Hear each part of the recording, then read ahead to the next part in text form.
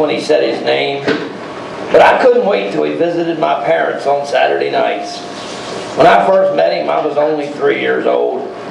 I thought he was one of the new neighbors from up the holler, with his long, uncut hair and flowing beard. He looked just like the ones Mom called the hippies. But they were all young and city-bred. Wilbert Barnhouse was at least 60 years old. He had never been farther away from home than Marlinton. 18 miles away. He was tall and skinny and really loud. Ma wrinkled her nose at him. Wilbert Barnhouse only bathed on Saturdays. Why couldn't I? Wilbert Barnhouse said, I ain't no need for fancy schooling. My pa taught me all I need to know. Wilbert Barnhouse was my hero. He could call turkeys using his hands. He could walk for miles and miles in the mountains and never need a map or a compass. He could survive in the woods for days, just his Barlow knife and a ball of twine. He could tell a tall tale and peel an apple at the same time. And he never looked at the apple. A man should always be honest and tell it like it is. If a proper man's world don't like it, thens don't have to listen. I know because Wilbert Barnhouse told me so. Mountain men are free. They don't need some city boys to tell them how to ruin their life. All a mountain needs is a good woman, some healthy kids, some hard work, and a good friend to eat apples with on Saturday night.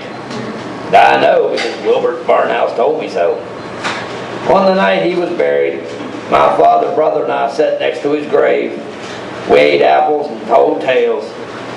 That was what men were supposed to do. I know because Wilbert Barnhouse told me so.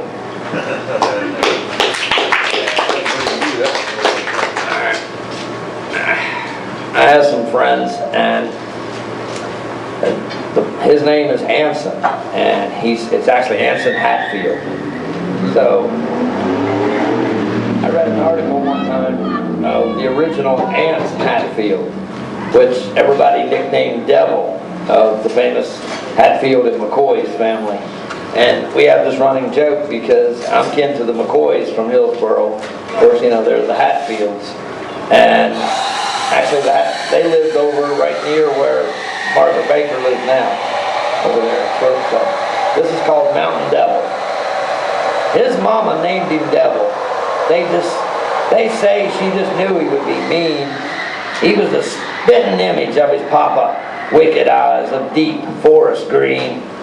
The old people say he was sneakier than a snake, meaner than a mountain cat.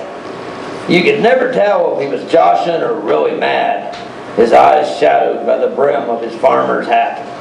He had a mean streak a mile long, and the longest beard you could find. But by the number of children that he had, his wife did not seem to mind. Few dared to say to him a cross word, or be weak-minded enough to step foot on his land. His temper was legendary in these parts. He and his boys always had a gun close at hand. Some people say he killed many a man. Others say it just wasn't true. Sometimes it's hard to tell the truth from the tales. He was just a mountain man through and through. His mama named him Devil, but he was just plain old grandpa to me.